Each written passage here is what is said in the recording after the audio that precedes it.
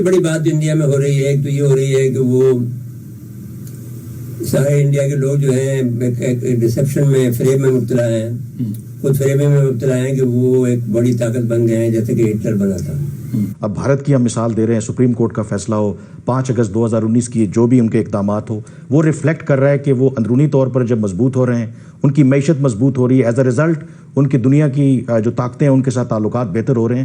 So they understand کہ جو بھی وہ اقدام لیں گے کوئی ری ایکشن نہیں آئے گا. پاکستان کو اٹیک کرنے کے پہلے ان کا جو پالیسی ہوتا ہے، روس کا، اندرا گاندھی کا بھی تھا، انڈو سوویت ٹریٹی انہوں نے سائن کیا اور اس کے بعد انہوں نے پاکستان کے خلاف اٹیک کیا. یہ تیاری ہو رہا ہے. بھارت کی بالادستی والا آپشن تو وہیں پہ موجود ہے ابھی تک. امریکہ کو ساتھ ہم نے دیا ہر وقت میں، لیکن وہ ہمیں 65 کی جنگ ہوئی تب ہمیں چھوڑ کے چلے گئے. آپ نے سب سے پہلے گھبرانا نہیں ہے، بحیثیت قوم ہم اس کا مقابلہ کریں گے. آپ کو لگتا ہے کہ نیتن یاہو کی اسرائیل کی وہی سوچ ہے جو بی جے پی کی سوچ ہے؟ جس طرح سے بھارت اٹو ٹانگ ایک بنا کے بیٹھا ہوا ہے ذہنی طور پہ، اسی طریقے سے اب وہ بھی اسی سوچ کا شکار ہے. یہ سپریم کورٹ بی جے پی کا سپریم کورٹ ہے. ادھر گنڈے جاتے ہیں رات کو، ادھر چیف ججز کو اور ججز کو تھریٹن کرتے ہیں. یہ میں نہیں کہہ رہا ہوں، وہ خود کہہ رہے ہیں. سب کو پتہ ہے ہندوستان میں جوڈیشری کے ساتھ بی جے پی گورنمنٹ کیا کہہ رہی ہے. سب کو پتہ ہے موڈی کس قسم کا آدمی ہے. آپ کیا سمجھتے ہیں؟ پاکستان کا تو وہ کہیں ذکر ہی نہیں کرتے. وہ کہتے ہیں یہ کہاں پدی کا شوربہ. اب انہیں پتہ نہیں ہے کہ یہی ایک ایسا ملک ہے کہ جو آپ کو جو ہے تھوڑا سا سمجھا سکتا ہے کہ آپ کہاں کھڑے ہو. ابھی جو ایک چھوٹے سے ملک نے آپ کو روکا ہوا ہے، نہ ادھر بڑھنے دیتا نہ ادھر بڑھنے دیتا. اب ایک تو یہ بات ہو گئی.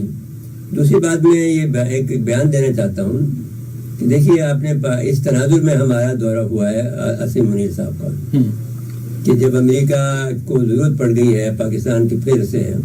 یہ ڈرون کے حوالے سے بھی خبریں آ رہی ہیں کہ سر ڈرون بھی مانگے پاکستان نے ڈرون مانگے، اور ڈرون جو انہوں نے مانگے وہ وہی ڈرون مانگے جو امریکہ انڈیا کو بیچ رہا ہے.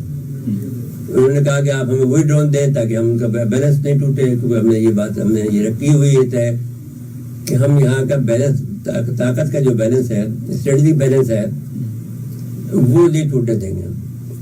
تو اس پہ انہوں نے اسٹریٹجک بیلنس کے توڑنے کے لیے وہ ڈرون مانگے. انہوں نے وہی ڈرون جو کہ امریکہ انڈیا کو بیچ رہا ہے. انہوں نے کہا تھا وہ تو ہم نہیں دیں گے، البتہ اسے انفیریئر دے دیں گے. تو پاکستان نے اس پر بھی اکتفا کیا، کیونکہ پاکستان کے پاس خود ڈرون موجود ہیں جو کہ انڈیا کو ابھی سرپرائز ملے گی. وہ انڈیا کو پتہ نہیں ہے کہ ہمارے پاس کیسے ڈرون ہیں، جو کہ جب ترکی کے پاس ہیں، ایران کے پاس اچھے ڈرون ہیں، تو ہمارے پاس اچھے ڈرون کیوں نہیں ہو سکتے؟ لیکن بہت سی باتیں ہم نہیں بتاتے ہیں، ہمارے لوگ نہیں بتاتے ہیں، وہ خفیہ رکھتے ہیں، کہتے ہیں سرپرائز دیں گے ہم. پھر جو بات ہوئی وہ یہ بات ہوئی کہ صاحب آپ کا جو معاملہ کشمیر کا معاملے میں ہمیں کیا ہم انڈیا سے کہیں کہ وہ دوبارہ 370 اور 35 یہ جو ہے وہ ختم کرے، تو انڈیا میں رعایت دے. تو انڈیا نے اس پر یہ رد عمل کیا کہ حافظ سعید کو مانگ لیا ہم سے. تو وہ ایک پی ایم ٹی انہوں نے ایکشن کیا ہے کہ صاحب آپ یہ ہم سے کہو گے تو ہم یہ مانگ لیا آلریڈی. آپ اسی میں دیتے رہیں گے سعید کو دیں یا نہیں دیں. تو بھائی سعید کو تو ہمیں نہیں دینا، آپ اپنا معاملہ ٹھیک کریں.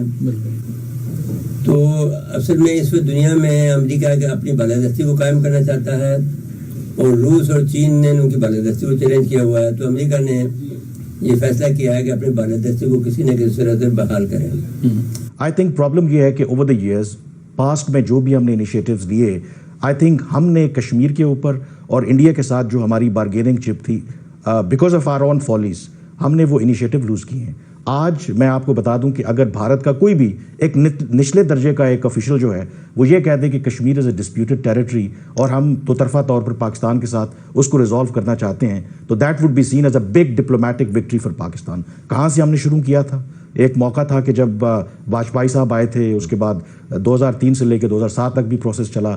پھر ہماری اپنی غلطیوں کی وجہ سے چیزیں کہاں تک پہنچ گئی. انڈیا اکنامکلی اور جو اس کا کلاؤٹ ہے، جو اوور آل جیو اسٹریٹجک جو حالات ہیں، امریکہ کا جو ٹلٹ ہے ٹورڈز بیکاز آف چائنا، 2024 میں ہم نے ایسے مواقع اگر کوئی ہے تو اس کو کھونا نہیں ہے. دیکھیے آپ نے دیکھ لیا کہ جب یو ایس ایس آر نے ہمارا ایسٹ پاکستان توڑا، تو اس وقت ہمیں جو جذبے ہمیں پیدا ہوئے وہ بہت شدید تھے ہمارے اندر. اس میں ڈاکٹر قدیر جیسے لوگ آئے اور بہت لوگ تھے جو سب کے سب مسترب تھے. اور ہمارے جو ایک تو یہ بات غلط تھی کہ اس پاکستان کے اندر ہمارے 93,000 فوجی جو ہیں وہ قید ہوئے، 93,000 نہیں تھے، وہ بہت بمشکل تمام 34,000 تھے. اچھا. اور باقی اس کے سب اس کا جو سسٹم ہوتا ہے، کوئی کک تھا، کوئی اور بیٹسمین تھا، کوئی اسٹاف تھا، سویلین تھے، ان سب کو بلا کے 94,000 کر دی، 92,000 کر دی. پھر 65 کی جنگ بھی امریکہ نے ہی کرائی تھی، اور 71 کی جنگ میں بھی ہمیں اس نے جھوکا تھا، اور کچھ رشیا اس کا ذمہ دار ہے علیحدگی کا. وہ سارے مفتی بانی جو ہے ٹریننگ جو ہے وہ رشیا میں ہوئی تھی، اور انڈیا اس کا اہلکار بنا تھا. اور وہ انڈین یہ کہتے ہیں کہ جب وہ 7ویں بیڑا چلا ہے تو روسی جو آبدوزیں سامنے اس کے آ گئی تھی، اس لیے نہیں آیا. اگر سے یہ غلط ہے تو روسی امریکنوں کا بھی یہی رائے تھی کہ ایسا ہو جائے، تو وہ یہ چاہتے تھے کہ پاکستان کو ایک دفعہ ختم کر دیا جائے. تو خیر وہ پاکستان تو ختم نہیں ہونا تھا، لیکن ابھی بھی ایک حقیقت یہ ہے کہ ہندوستان کو جہاں اس پاکستان میں علیحدگی ہوئی تو اس میں تو بحث ہو سکتی ہے کہ وہ پاکستان کا بھی اس میں خواہش ہوگی کہ وہ علیحدہ ہو جائیں، کیونکہ ہمارے ان کے درمیان میں جو معاملات تھے وہ بنتے نظر نہیں آ رہے تھے. دوری بہت تھی، ہمارا سنبھلنا مشکل تھا. ان کو ناز تھا کہ ہماری پرسن سے ہم یہ لوگ ترقی کر رہے ہیں، ہمیں ناز تھا کہ ہمارے پاس بہت کچھ ہے. تو ایک الگ بات تھی، لیکن بحث یہ نہیں تھی. بحث یہ تھی کہ علیحدگی وہ ہو نہیں سکتی تھی اگر ہم نہیں چاہتے.